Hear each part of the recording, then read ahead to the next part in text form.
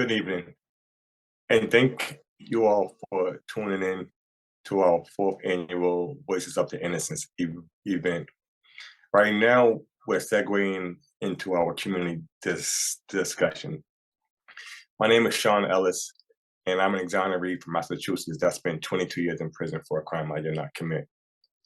When I came home without the support of anybody besides my family and friends and those close to me. However, there was very little who could relate to what I had gone through over the 22 years of the wrongful imprisonment. Tonight, I'm joined by three men who were released from prison over the last year.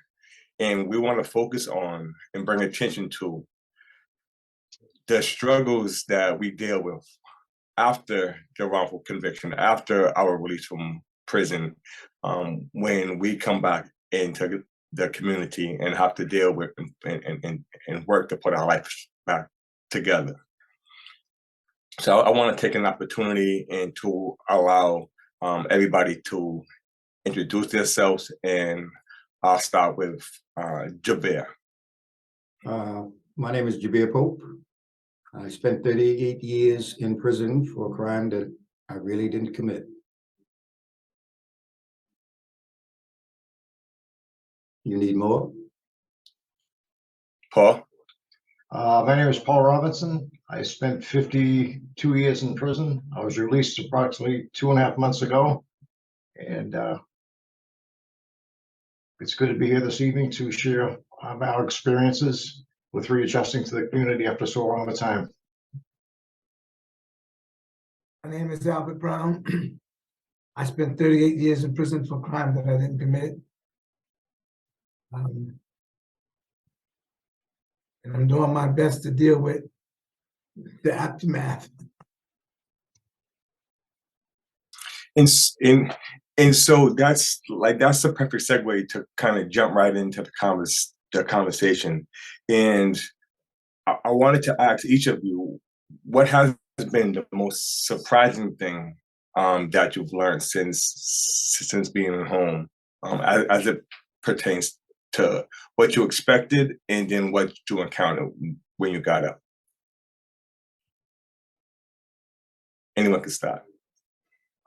Initially, when I was released, it was a sense of relief, a sense of joy to walk out the door and see my family member there to welcome me back to society. And then within a few days, I realized what a struggle it was going to be to adjust to life outside the walls again. It had been a long time, and the world has totally changed in that amount of time that I spent behind those walls. It's been a struggle, an ongoing struggle to make the transition, but approaching it in the right direction with a lot of good support, a lot of good people around me to help me get through this.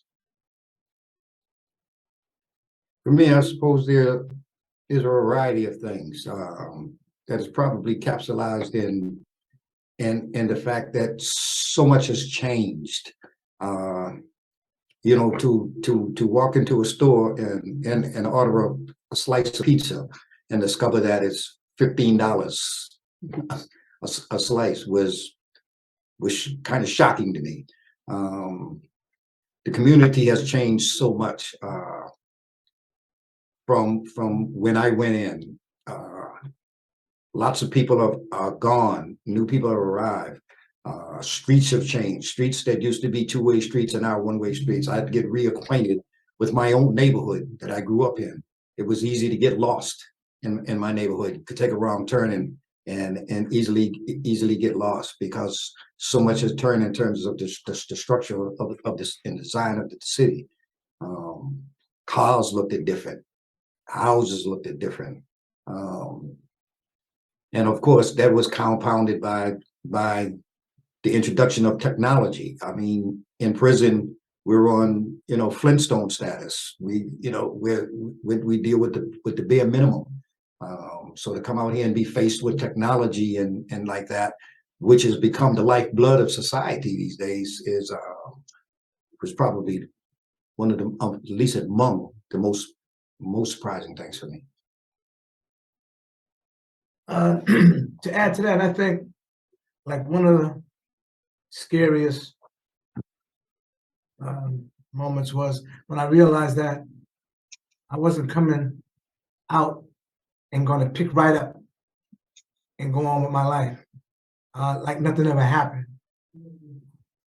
In my head, I thought I was going to come out and get up in the morning and eat breakfast like everybody else, eat lunch, eat dinner, you know, go out through my day.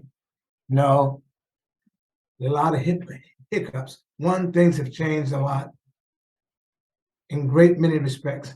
And the other one was me trying to wrap my head around being physically free, but still kind of mentally locked up and emotionally bottled up and spiritually.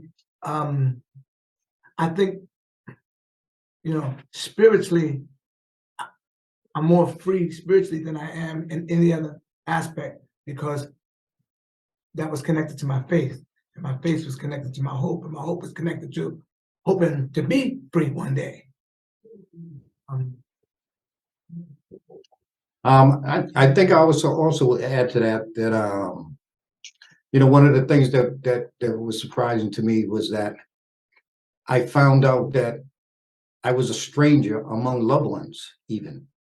You know, of course, they showed love and went through the motions and all the rest of that, but I still had a sense that I was a stranger among them because I had been removed from their lives. A lot of them were children when I went to prison. Many of them were born after I went to prison. And so our relationship consisted of, you know, phone calls during Thanksgiving and other holidays and like that. And that was kind of it.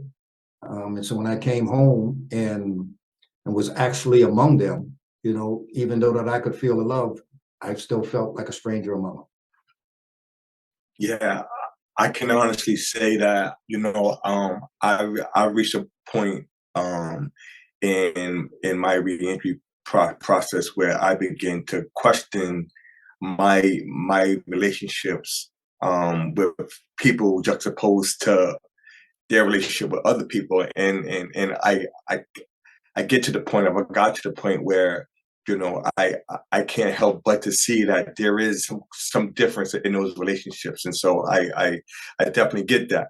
I wanted to ask, hearing what each of you have said, how do you deal with or reconcile what has happened um, to you all individually? How do you deal with that emotionally and or mentally? Mentally, it's a major adjustment to deal with where we live for so long behind a prison wall. To leave that prison wall, to enter a home and enter a car and enter places where people generally care about you. It's very welcoming at times, but it's also tough to find out a place where you fit in society with your family, interacting with people.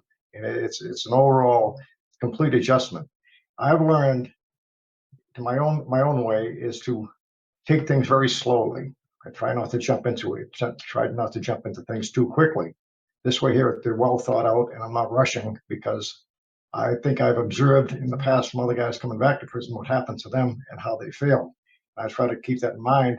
So in the event that I did get out someday, I would not trip up on those mistakes. So I'm gradually trying to adjust. It's been a struggle, but it's ongoing, and I realize it's going to be there for many years to come. I've spoken to several individuals who've been out for years, and they're still going through these changes and readjusting. As 10, 15 years later, they're still going through the same process. So it's going to be a long duration before things are right, if they're ever right. Okay? I mean, after so many years in prison, you're not going to forget, obviously. Right?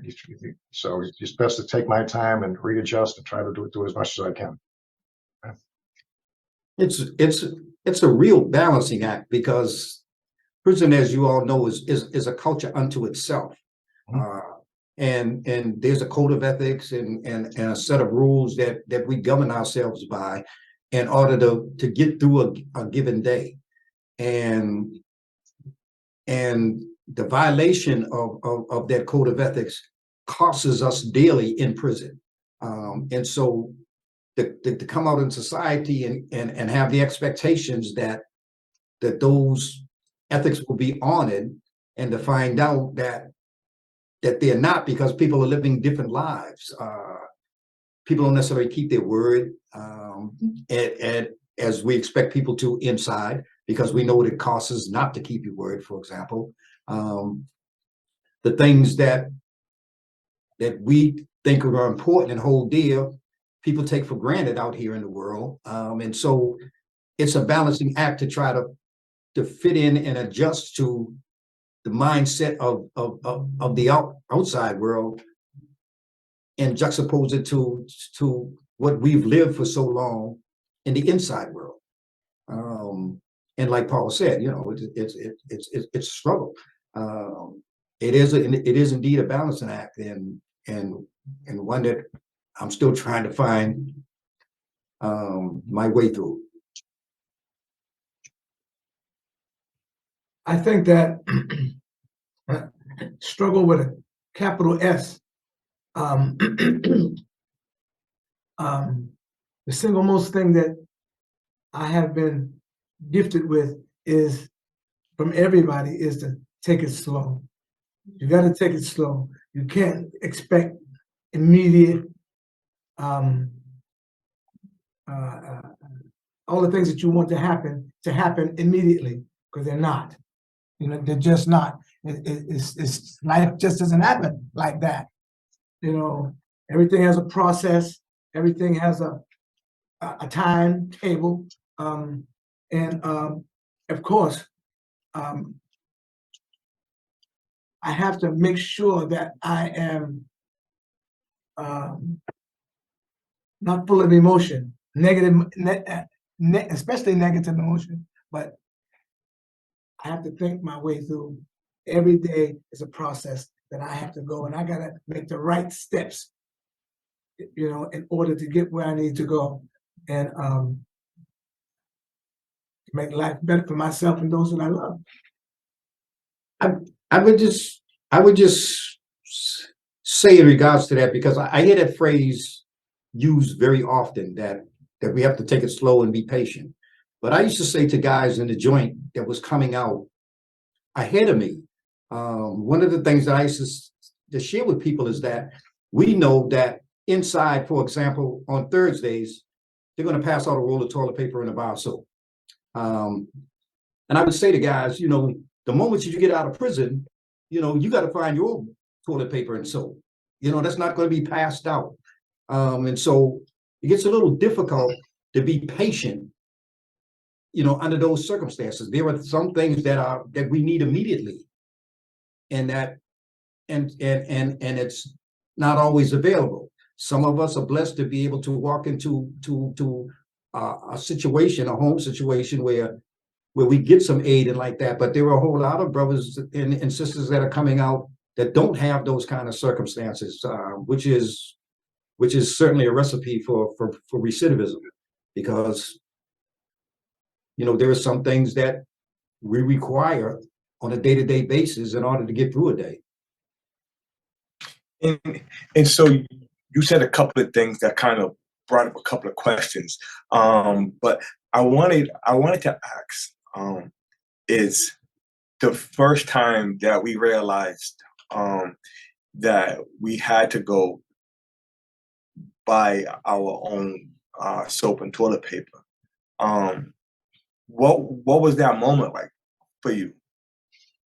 Like, was it a struggle to make a choice? Did you already know what kind of toilet paper you wanted, what kind of soap you wanted? Like, can you share? Do you mind sharing some of what that process is like when someone comes home and has to kind of come from having things done, so to speak, to kind of having to figure out how to do it for yourself? You know, when I left prison, right, and we drove to a store we could purchase some clothes. I wanted a couple of sets of clothes, so I'd have a couple of changes to try to settle down into immediately. And I was comfortable until I get into the store. Number one, because I hadn't been to the store in many, many years and have a choice of what I wanted to purchase. Right? When I went to purchase some clothes, it was like, what do I want? What size do I need, and so forth. It was was almost overwhelming to be in that situation. That's the point of this. It was overwhelming to be free in that situation, and it's almost like a panic attack come on. I was confused, right? I always just wanted to get out of that situation, so I wasn't willing to take anything I get off the rack just to get the hell out of there. Right? I mean, it's such a major adjustment. Those simple things that people take for granted, right, are major obstacles for us to overcome when we leave prison, when we're released from prison. And it's a continual thing. Say I've only been a couple of months, and I'm still adjusting to that process, right? And I try to be as active as I can to assist myself in getting back into society on a daily basis. Every chance I get, I'll make a step to try to improve my daily life and my comfortability. And it's an ongoing struggle. And when it comes to those little things, it's like when we went to prison. When I went to prison, there were no BJs and those kind of establishments. And so now, when you walk out of prison, you know, my first experience walking into a store for stuff like soap and toothpaste and stuff like that. When I went in, you know, there was ivory and dial. You understand? Now there's hundreds of different things to choose from, and so yeah, confusion sets in. It's like, what's good for me? What do I get? You know, what's the best brand? You know, fortunately, you know, I had my baby with me when I went and did this shopping for the first time, and she was like, "Daddy, that's the best thing to get." And that is, you know, but if I was alone, man, I mean, even with her, I was in awe of the variety of things to choose from. And it's like, man, how do I decide? It can be very overwhelming. You know, it's not a complaint, it's just an observation. You know, of course, I have to be on SSI. And I went into the store and I could get everything but toiletries. I couldn't get soap with SSI. I mean, with food stamps. I couldn't get toilet paper. You need money for that. You can only get food items. So I said, wow, that's strange. I can't get soap. 2 bars of soap cost me $5 and change. For me, I thought that was a lot. They said nothing. $5 for 2 bars of soap. I said, what kind of soap is this? But how much was soap and toilet paper when you went inside, if you remember, Albert? I don't know, maybe 20 cents for a bar of soap. yeah. You know what I mean? 35 cents for a roll of toilet paper, something like that. Yeah. So I remember going to the store. Candy bar was like a nickel. I'm paying close to $2 for candy bar. It's hard. It's really hard leaving prison for me to wrap my head around how people survive out here with the cost of living. When you look at all these, just the general shopping that we're talking about, bars of soap and this and that. That's a major thing to us when we first get out. But then I try to wrap my head around how much it's going to cost to live in society today. It's too completely overwhelming. I cannot wrap around my head around how people survive out here in this environment. It's tough, but it's an adjustment that unfortunately we have to make in order to survive this. Yeah, and so I draw this from experience that I had. I had two separate experiences. One, I was taking public transportation with my mom when I first came home, and we was going to the supermarket, and you know, she wanted to take a shortcut down that alleyway. Well, it looked like an alleyway to me. To her, it was pretty normal, just a regular street. But I remember asking her, were we allowed to walk down there? Because in my mind, it was reflective of an area in the prison where it was considered out of bounds. And so I asked her, I said, Mom, is that not out of bounds? And you know, she asked me, what's out of bounds? Right. And so I explained that piece to her. And then the other thing was, I remember going outside at night and feeling the difference between the night air and being outside in the night air. But I also remember having some fear and trepidation around being out at night. Have you all had any similar experiences, and do you mind sharing them? I had an experience, Sean, right, when I was like getting a conversation with my niece. We're in the room, and if there's something I don't want anybody else to hear, I'll drop my voice. Even if there's nobody around, I'll drop my voice because we used to that confidentiality and that in the environment that we shared for so many years, right? And she picked up on that. I says, she's Paula, you can talk. You don't have to keep your voice down. Nobody's listening to you, right? Another thing she said to me, well, I kept putting my phone book in my pocket, right? And the reason we put our phone book in the pocket in prison, because if we get locked up, that's the most important thing you need to be in touch with people. So people pick up these little quirks that we have that we're not recognizing what we're doing. It's just prison habit, which we don't leave behind. And we definitely have to be conscious every moment because how we lived and walked and talked in prison doesn't cut it out here. Nope. And of course, a lot of people who haven't been in prison don't know sometimes what we're talking about. Right. They don't understand because, but what I want them to know most is that, we was taken out of the situation, kept for a long time. And it's like, you learned how to walk, then for a long time, you were in a position where you couldn't walk. And now you got back in a position, you gotta learn how to walk all over again. Mm-hmm. Follow me? Your legs are okay, but you gotta learn how to put one in front of the other. And that's where we're at. Trying to do that. Venturing outside came, of course, with its own anxiety. I think the upside for me, if there is an upside, was the fact that when I came home during the winter months. And so there wasn't enough traffic. So I was able to go out in the evening and maybe walk around the block. And I kind of stayed close to the vest because I didn't want to turn a corner and run into a bad situation. I didn't want to turn a corner and find myself lost and unable to find my way back and like that.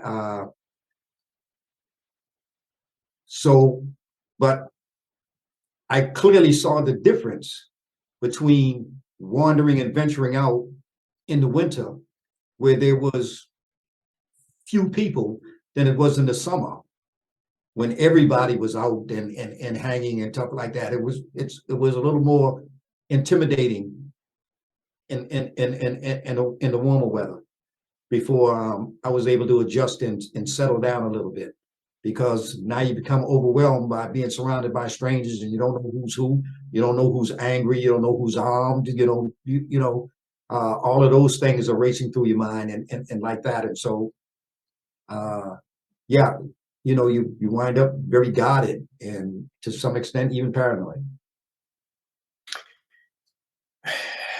Yeah. And so a little while ago, we speaking about, how things change and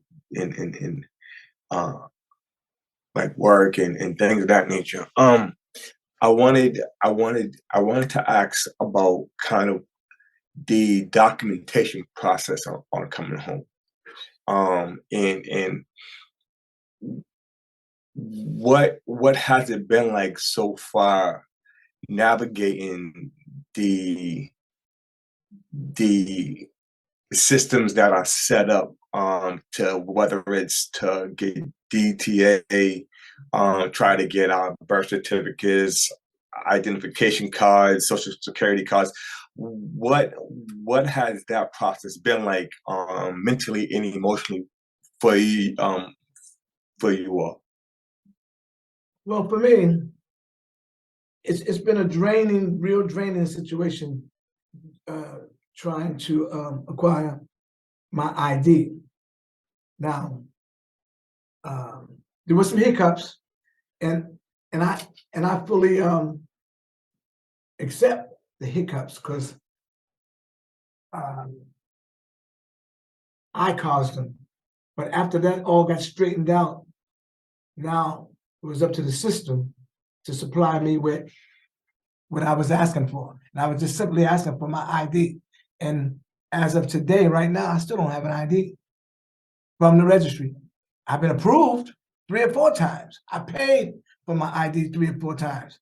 I still don't have it. It has never come in the mail yet, even though they say it was mailed to me 2 or 3 times.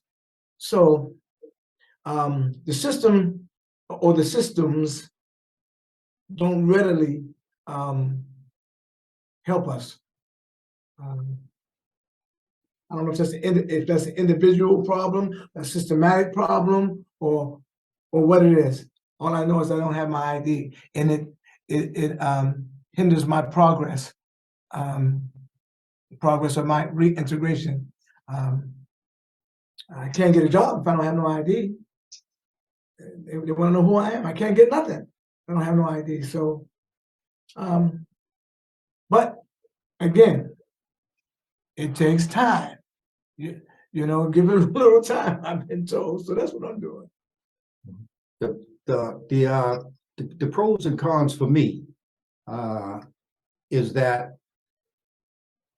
the upside was that I was blessed that when I came home, my attorney, God bless him, he went and got money from the courts and hired someone that was assigned to me that would help me navigate my way through the process of getting identification and getting through those initial hurdles. But the downside of it is that they got it done for me, but I still don't know how to do it for myself.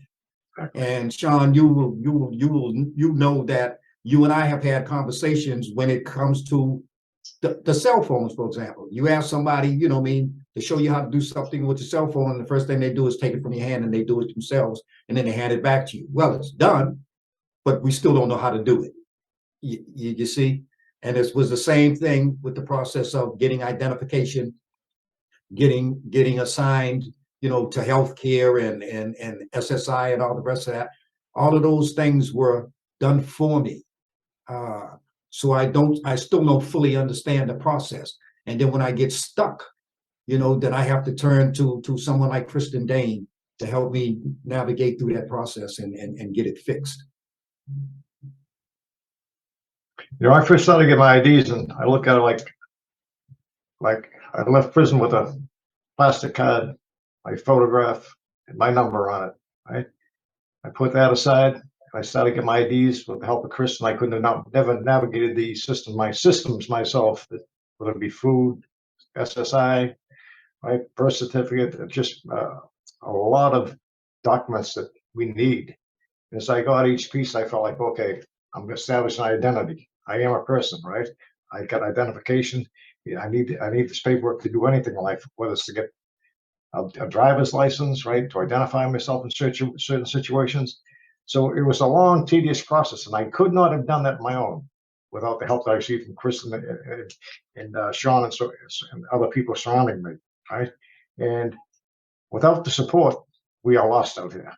We need people to help us. We need people to guide us through these processes, because if we don't have that, chances are we may not do that. We may not attain what we should be attaining for ourselves and our identity. So that the help is needed, gravely needed.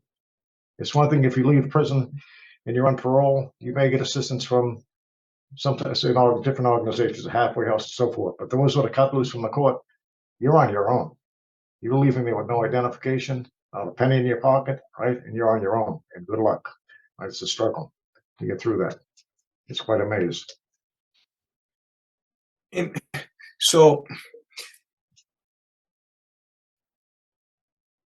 has there ever been a time up until this point, since you've been home, to where it's kind of like the pressures of the world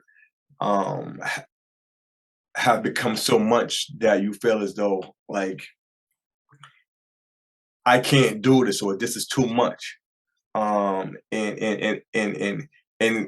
if you've had that experience, and you might not have had that experience, and you know that's fine too. But if you had that experience, do you mind sharing what that brought it on, and how you kind of work through that process? Well, let me say this here. There was a couple of times when when things got too much. I guess the disappointment, I was disappointed that things weren't happening quick enough, or like, you know, I was told to do A, B, C, or D, and and things would happen. I did the A, B, C, and D, and things didn't happen. So, and after a little while, you know, that got to be too much. But what happened was people like my partner and some other amazing people. I mean, I met the most amazing people in my life, this part of my life, in this time of my life. And because when I went in prison, everything and everybody seemed like was against me. Now everybody is on my side, and everybody's trying to help me. And that part is just amazing. And I'm okay. As best I can be. There are variables. You know, like in relationships, for example, they get overwhelming, you back off. You know, you have the opportunity to back off. With things like survival, you can't back off. You know, you gotta get it done. You see, so you take a breath. You know, and like Max said, you know, we've been surrounded with some good people that have shared our experiences, and I think you all know this.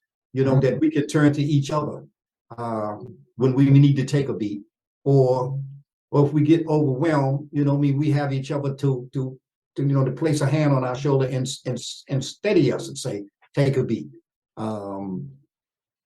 You know, help is on the way. You know, when I came home, you know, Sean, you were there with a gift card and a laptop, and you know, I mean, from Innocent Project, and those kind of things allows us to take a beat, to kind of take a step back and settle in and say, okay, I can do this. You know what I mean? Because there are people that are around me that will encourage me, that understands the struggle that I'm going to, and will help me get from point A to point B. That's real helpful. That's real important. And that's probably the greatest blessing that we have coming home, is to be able to have folks like yourself and the Christian Danes and the Innocent Project and the community of us that understands this process. Because we know that the numbers will continue to increase. Our brothers and sisters that are coming home who understands, and we come together periodically to support each other in settings like this, and even other social settings, and that helps a great deal. I think it's to touch upon that point. I think it's very important that we surround ourselves with like people, because we cannot sit down with the average person that hasn't shared our experience, and they cannot comprehend where we've been, where we're going, and understand us emotionally, right? And just to have guys around us surrounded, like I say right now, I'm surrounded by good people, right? I'm making a point to be surrounded by good people, because if I'm going to be successful, I have to stay in that element. I can't go backwards. I can't go back to the old neighborhood. I can't go back to here. I want to move forward. And the only way I'm going to do that is surround myself with like people that are thinking the same way as I am, and I'm learning from them each day that I proceed through this process. And so, you know, time is starting to wind down, and you know, I think we all kind of were released through the court system, and so, you know, there was the piece where we was working on our case and kind of entertaining some thoughts or possibly being on the outside, and so we may or may not had a vision or an expectation on how things were going to be, and who would be there for us when we came home. What did it feel like? What did it feel like coming home to people that you were familiar with? Like coming home, seeing people that you were familiar with, that you might have walked the yard with, or sung in a band with, or attended a program with on the inside? Like how did that feel? Like I know that when I came home, the Exoneree community didn't exist the way it does now. And so when I came home, you know, there was some people around, but I still felt lonely because those who could relate to me and kind of speak my language, like a lot of them weren't there. So I just want to ask you, like, what that experience was like for you. It's like, for me, it's like going to a foreign country, right? And seeing a fellow American. Mm. You know what I mean? And it's like, yo, what's up? Because they understand. You know, you're in a foreign country, you may not speak the language, you may not understand the culture, but you see another American, you know what I mean, or another Bostonian. And it's like, whoa, what's up? And there's immediate some kind of form of electricity Mm. that allows you to feel like, okay, you know what I mean, now I have an aid, a companion, someone that understands my plight, you know, someone that I can relate to, and someone that can relate to me. And so now we can kind of take this journey together and navigate our way through this culture, as we find others that are from where we're from and look like we look and speak like we speak and understand like we understand and so forth and so on.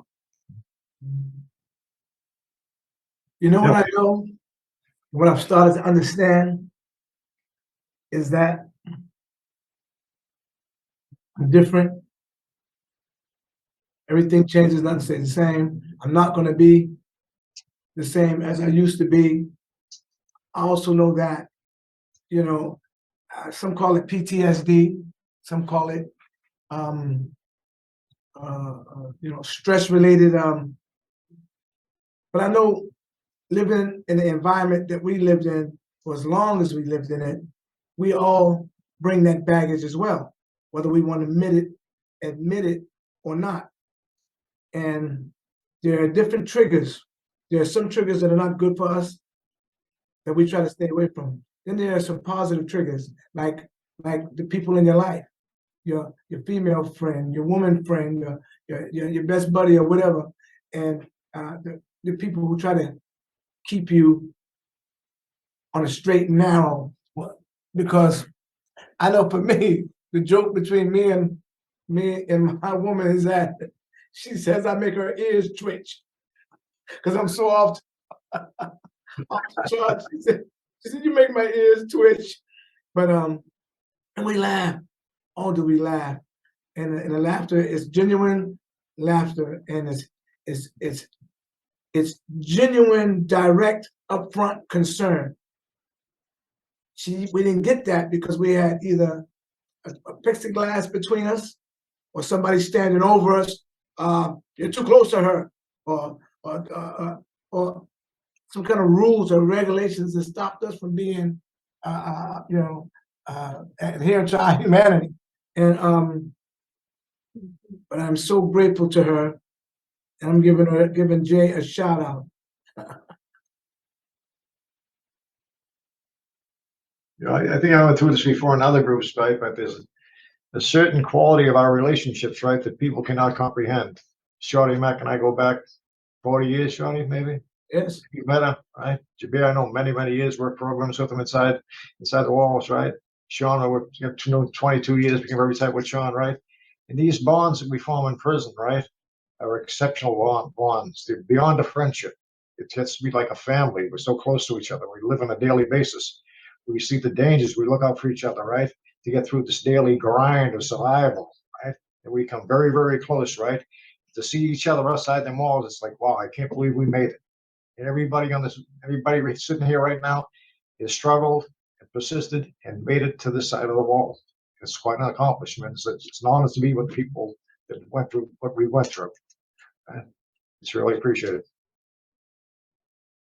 Yeah, And so to kind of change gears for a little second, I wanted, I wanted, I wanted to kind of get into your head in the future, get you thinking about, the future and what it is that you will want to happen for yourself, for the community, for the future. Is when you think about 6 months to a year from now, when you think about 5 years from now, like, have you had the opportunity to even begin to think about what that would look like and like where you want to be in terms of your internal processing, and how you want to show up at, at that point, like what is it that you want for the future for yourself? Well, I would say that for me, and it's probably true with Mac as well, and I can't necessarily speak to it to Paulie, but we planted some seeds while we was inside in terms of things that we wanted to take with us, in terms of projects that we did and the way that we lived in prison, the kind of work that we did. And we brought, that kind of work home with us.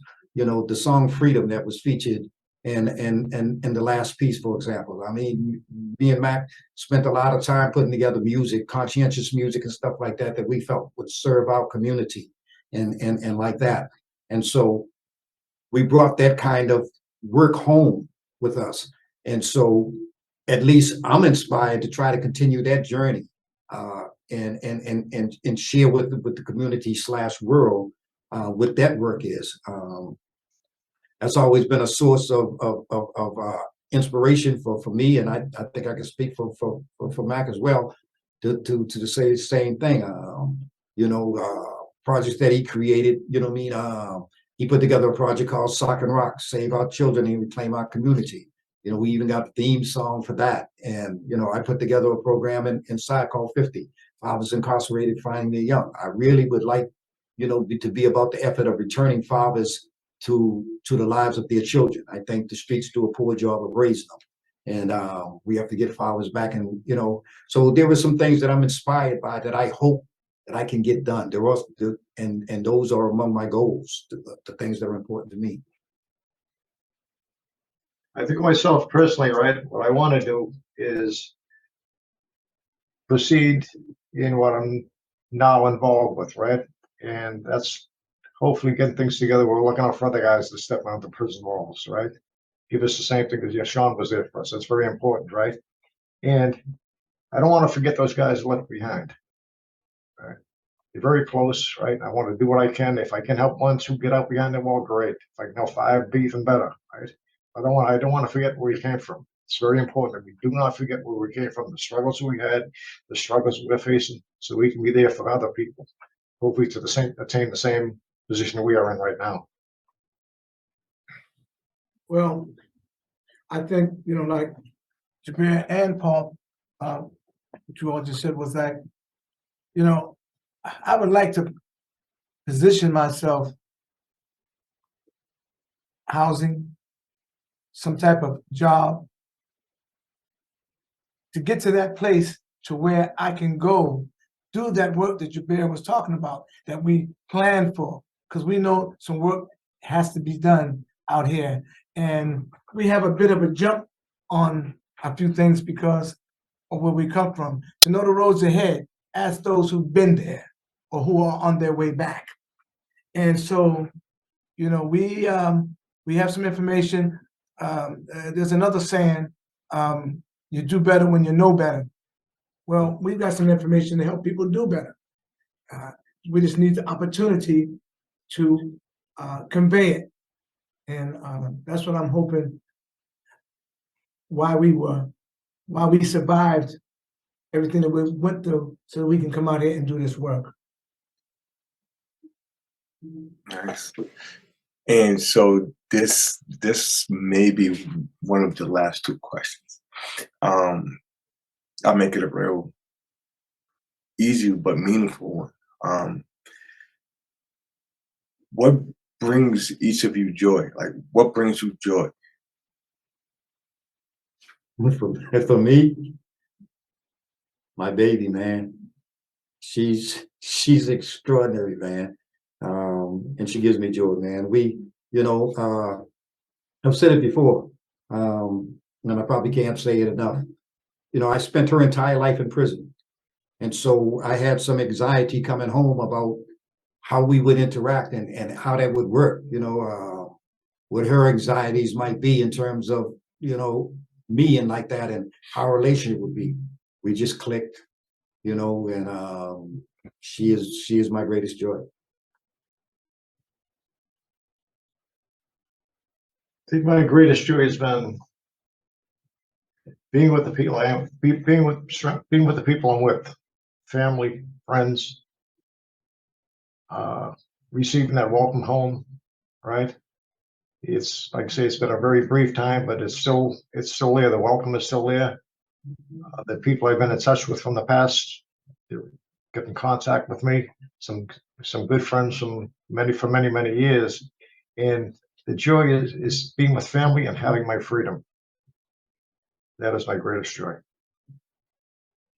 My greatest joy, of course, has been the freedom part of it. A lot of the other stuff I'm still working on. What's left of my family, that's a work in progress, and I'm excited about doing it.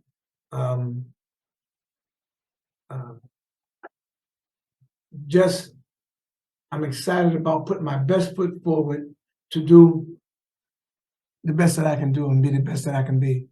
I know that a lot more could be done, you know, to deal with the social issues out here, and I'm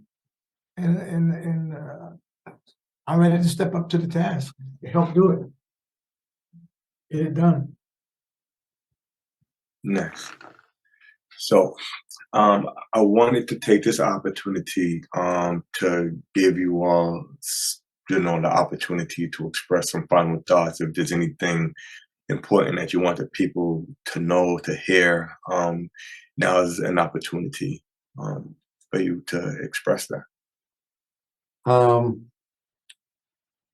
me, I would want people to understand, you know, even the well-intended people, when they look at our plight of us being chained up and marched off to prison, and for the period of time that we've been gone,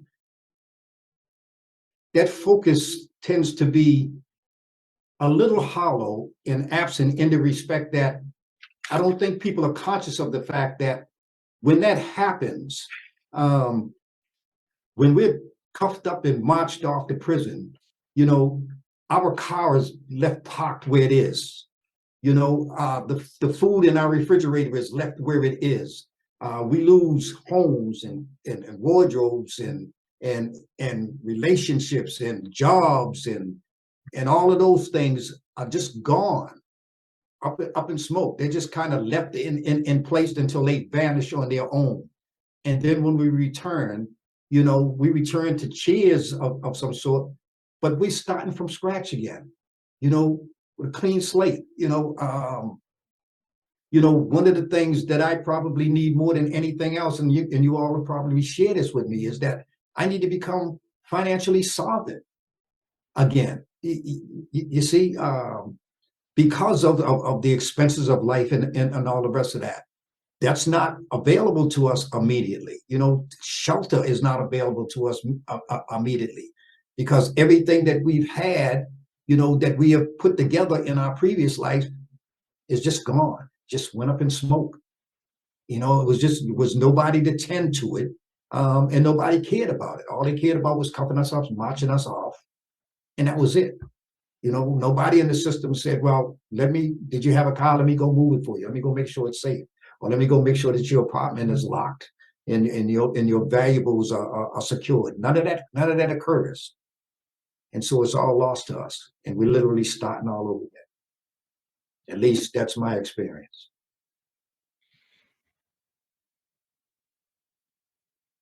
The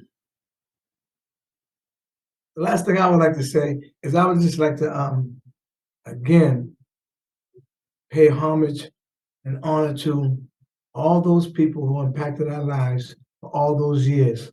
Some people listened to me for 38 years and paid no attention to me. Some listened and listened.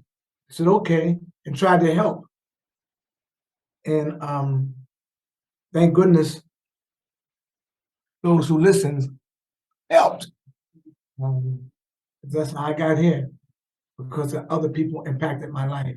And other people heard my cries. That's how you want to look at it. And unsung heroes and fighters for freedom, fighters for justice. Yeah. Stand up and take a bow. You know, I often look back and think about the years spent in prison, who was there for me, right? Who tried to keep me comfortable emotionally, financially, right? And I'm very grateful for that. Very grateful for that. I'm very, very grateful to be back with them. And also for the fighters that helped get us out here, right? I just went through a 15-year battle, right, to get in the position I'm in now. And if somebody didn't believe in me as to what I was worth, what type of person I was, right, I probably wouldn't be sitting here today. I'm grateful for all the support that I've got over the years. Grateful for this group that's sitting here tonight. And it's been a long, hard road to get here. You know, I'm reminded of you know, how callous the system can be. I mean, you all know that for example, we're required to maintain a balance of $100 in our savings so that we have at least $100 that when we leave. I think that's a matter of law that we have to leave with $100 in our pocket. You know, and I know a friend of mine that had $37 in his account when it was time for him to go home. And the system gave him $63 to make up the 100 and gave him a receipt and told him that if he ever come back to prison, he owes him $63. You know, I don't even think I got the money that was in my account when I came home. Now I think about it, but that's a whole nother story. Get that 100, Sean. I know that's right. But it definitely wasn't 100. Because I had to pay for what I had to pay for, and then on the inside, and you know how they charge us money to deal with our accounts and stuff like that. But that's too is a whole nother conversation. But I wanted to take this time to thank you all for your participation in this conversation. I believe that it was a fruitful conversation and that people definitely got something out of hearing what we were talking about. But you know, this is the reason that we created the Exoneree Network.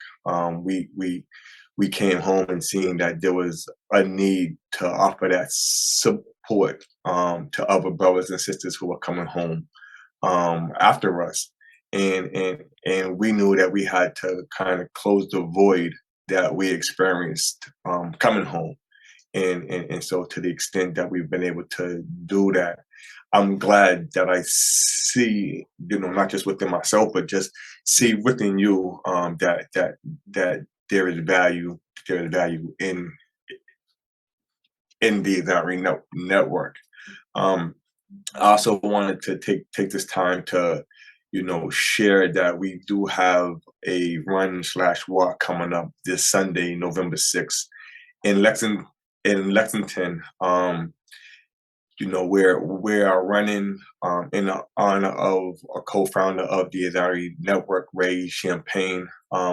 Whether you run, you jog, you walk, or even if you just want to come and just get more familiar with this community, support this community, feel free to register and come out and support.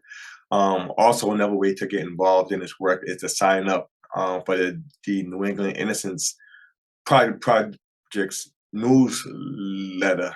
And you can also follow the Exoneree Network on Instagram and Facebook. You can also follow the New England Innocence Project on Facebook as well at New England Innocence. New England Innocence. But with that, I thank you for your time and attention, and enjoy your evening. I appreciate both the invitation and the efforts of the network. Thank you. Very for having me.